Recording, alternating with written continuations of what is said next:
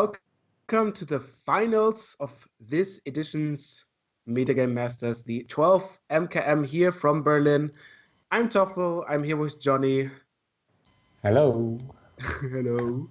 And we're watching Tobias, who we already saw in the quarterfinals, the semifinals.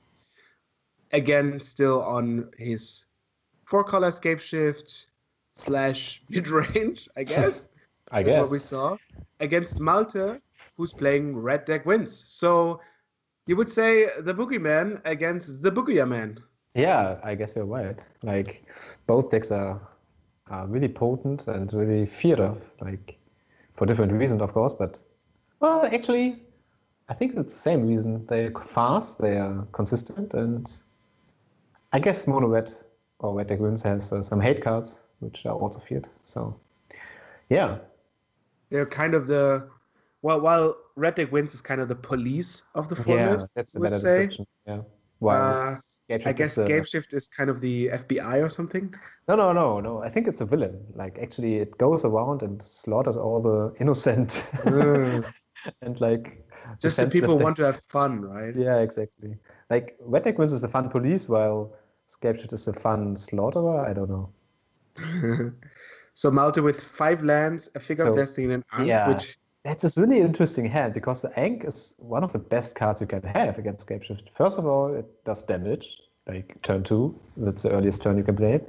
And second of all, it prevents the combo most certainly, since you're the active player, so your triggers go on the stack first, then the triggers of your opponent, which is the Ankh, and then the Ankh resolves before the Scape Shift resolves with this trigger, the Valakut.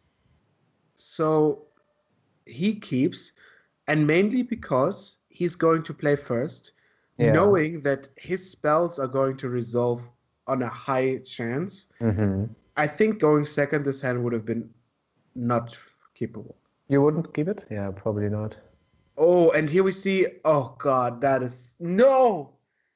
Wait, what? Oh, he drew the Thoughtseize. Oh, right, yeah, but he decides to go for the tablet instead, and that will be so punishing.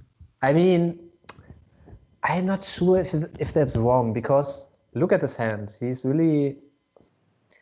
No, I think actually, once you have Thoughtseize in hand, you have to cast. Yeah, the thing is actually because his hand is so slow, he has to go with the Thoughtseize. Actually, he had to cast it. And we saw Malte drawing another land, is that right? Yeah. Yeah, it's really brutal. So, again, an interesting choice, which leads to an interesting curse of events. In this case, an Ankh on turn 2. Tobias is like, what? What is this card? Did you just play the best card against me, or what? I'm just here dirtling around, playing some lands. Yeah. Also, unlucky. And this is really awkward, the way Ankh works is it deals damage for every land that's being played. Correct. This is not the issue as a whole, because then Tobias just takes a few damage. But if you cast Scape Shift, the Ankh triggers will go over the Scape Shift triggers. Meaning that even though you would kill your opponent, you're actually dead before. Yeah. So there's no way that Tobias can win without having to remove the Ankh. Yeah. And that seems to be like quite a rough task, because, I mean, how many cards are there? Like 3 cards? I think Metropole is Abrupt Decay, and if you count something like Repeal. Yeah, I guess that counts. But you have to repeal the turn before, which I assume you don't have much time for. Fetch lands get so much worse. For sure. I mean, he has already the tutor for an answer, but as you said, he doesn't have that much time. So it's really, really brutal. And also, the way it shapes out, there is no red mana, so Malte is going to threat to turn the Figure into a 4/4. Yeah, in 2 turns. I'm not even sure. Ooh, Twitter peaks. I'm not even sure if this game would be winnable if Tobias if Malte just draws mountains. Which is really silly if you think about it. Yeah. It's really silly. Like, he has actually 2 cards, and that's enough. And those 2 cards came down like turn 1 and turn 2. It's like Entomb into Animate Dead or something. I mean, it's like your specialty is to play lands, and I guess that's what Ankh is forbidding, to play lands. You see, well, close your eyes, deal 4, it works. Well, I'm very happy with that. Try. Okay, come on, bring it on. Yeah, and the awkward thing is you want to be fast against the Ankh, but you can't because if you play your Wham spells, you're just dying quicker. So that's really awkward. Yeah, and a bunch of nothing. Like the turn Thractus comes down. I think he's already dead. Not sure. Yeah, like this figure is going to be 4/4 next turn, assuming there's 2 more lands being played. That is 8 damage. That gets down to 5. And then I guess there's a chance. I mean, There's always a chance. oh, yeah, but you have to cast 3 lands. So, no, you're dead. You're just dead. You have to interact before. If one of those lands would have been a red source, that would have been very good. Because then he could have killed the Figure of Destiny just now. Yeah. But, well, Scapeshift deck doesn't have any red sources.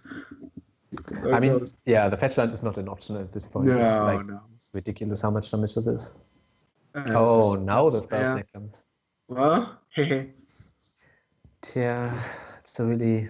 I think you just have to go for Nissa and hope. I don't know what you're even hoping for. Yeah, me neither.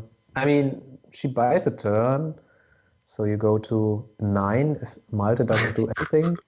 It's one of those cases where you say like, well, I can only win if like my own opponent has only lands, which is true.